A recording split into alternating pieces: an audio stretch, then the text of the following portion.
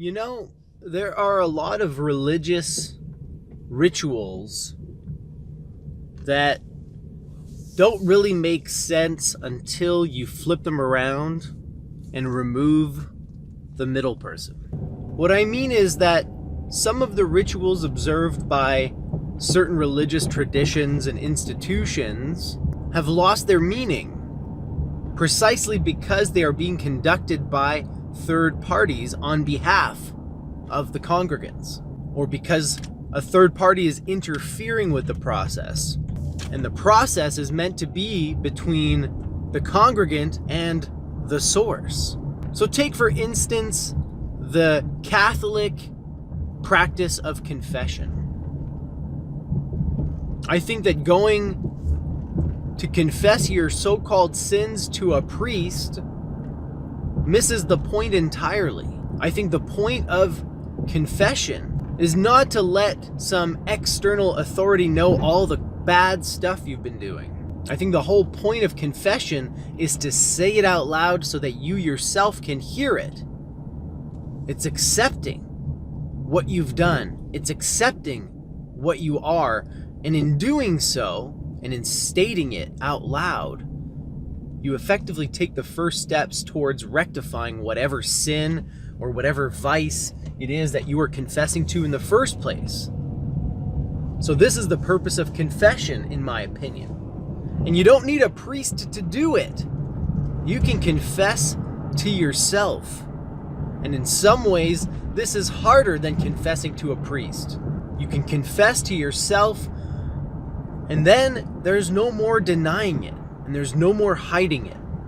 Once you confess to yourself, it's laid out in plain sight, and you have to address it. You can no longer ignore it.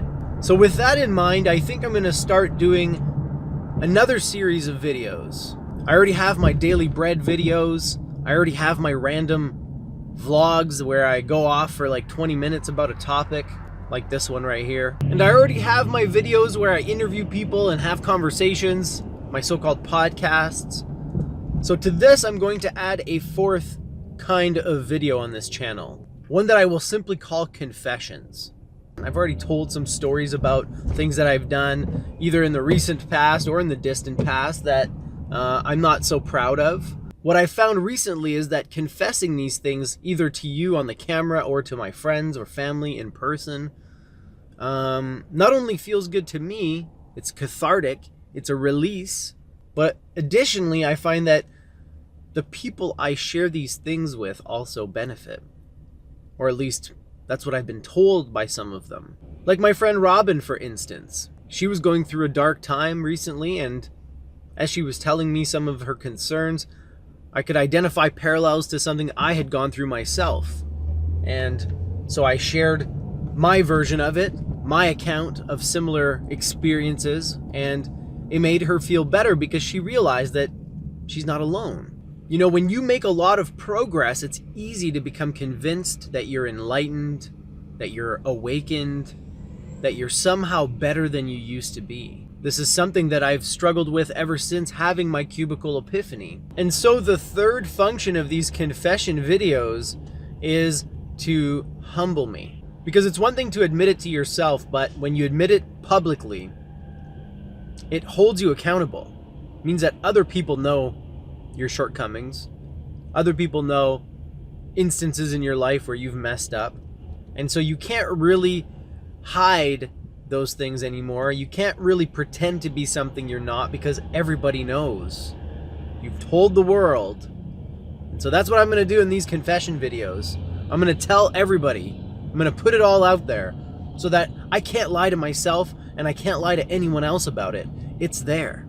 And I have to own it. And don't get me wrong, I don't have a problem owning it otherwise. I just feel like this is going to add that extra layer of accountability. And on the flip side, it's also got potential to help others. People who are going through similar things, people who have gone through similar things. And so I'm quite happy to do it because it doesn't really hurt that much. I mean, it stings a little, don't get me wrong. I'm not dead on the inside.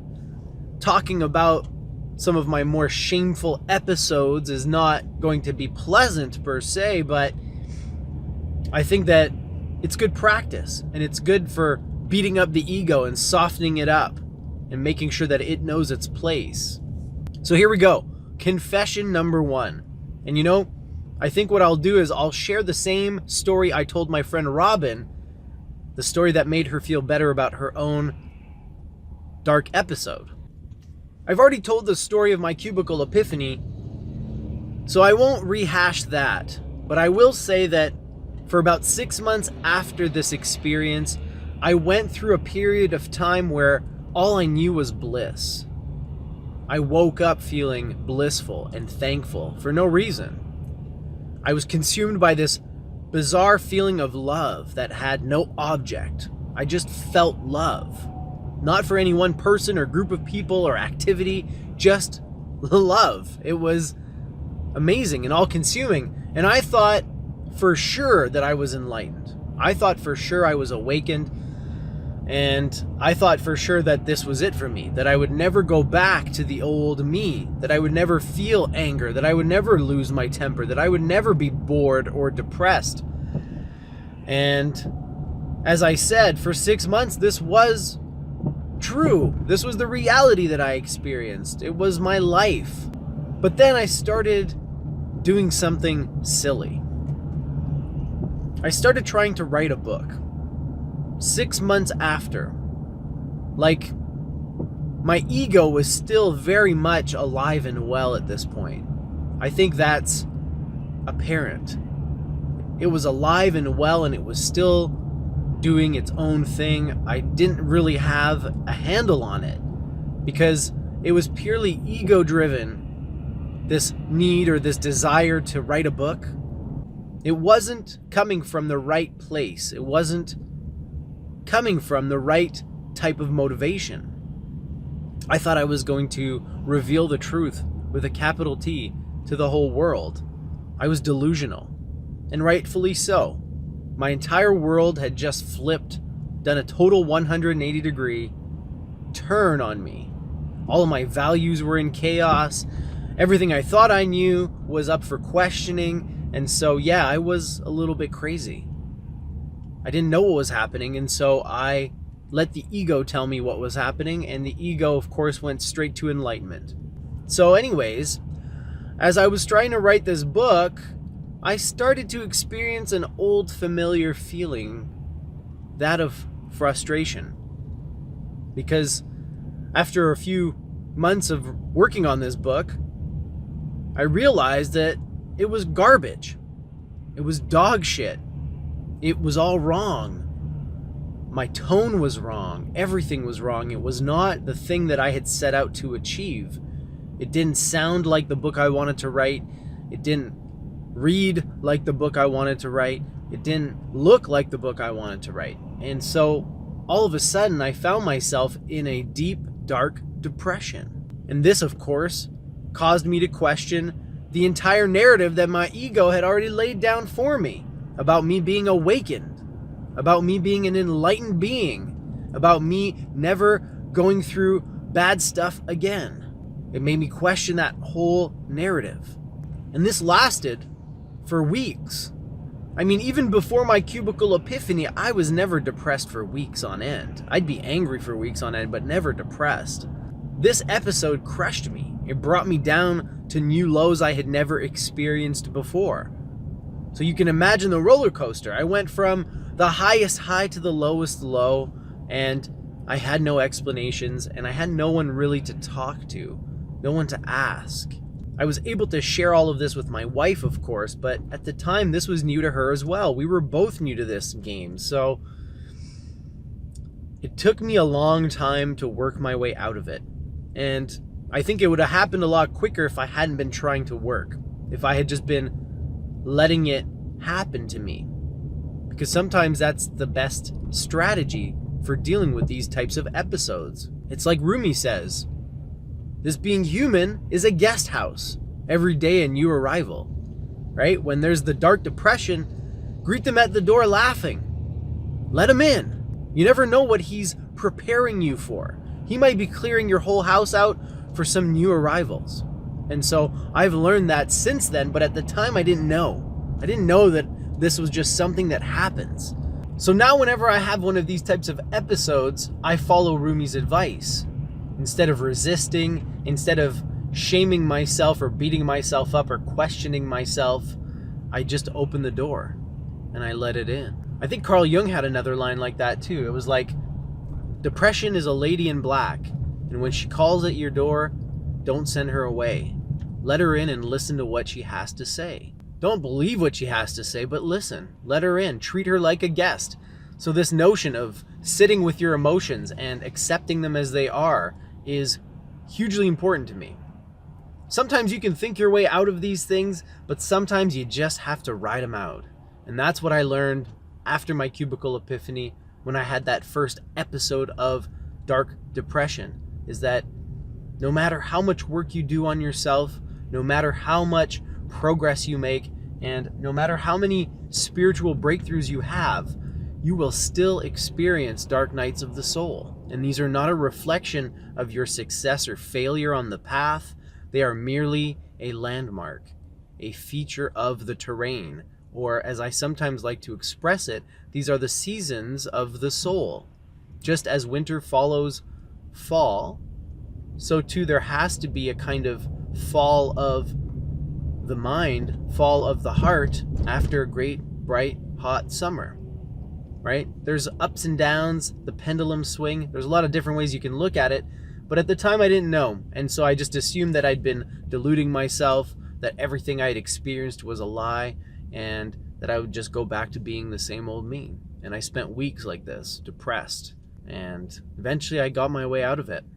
It's just that based on these videos, I don't know what kind of impression you have of me. I don't know if you think that I'm putting you on or if I'm gassing you up. I don't know if you think that I'm portraying myself one way and that I'm actually a different way in real life. I know that I'm not enlightened. I know that I'm not awake. I know that I'm not perfect. I know all too well. And that's why I'm doing these confession videos. So you don't get the impression that I think I'm perfect, because I know I'm not. I may speak confidently or authoritatively at times, but trust me, I'm always coming from a place of cautious skepticism, even when it comes down to my own beliefs.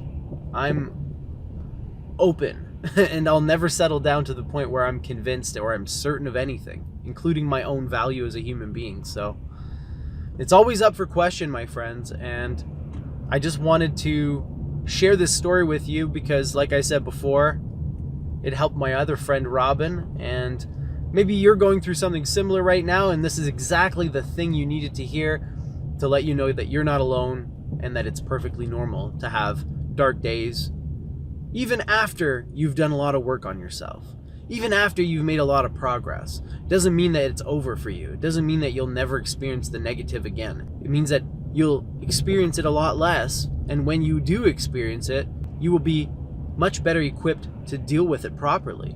It's almost like suffering doesn't cease to be, but your relationship to suffering changes, and you learn how to deal with suffering. And in some cases, the only way to deal with suffering is to suffer in as much peace as possible, to make yourself as comfortable as possible, to alleviate the symptoms of suffering to the best of your abilities. But this doesn't mean that you will eliminate suffering in its entirety, only that you can mitigate it more effectively now. I will make more confessions. I will tell you all about the crappy things that I have done and the crappy things that I'm probably still doing to some extent.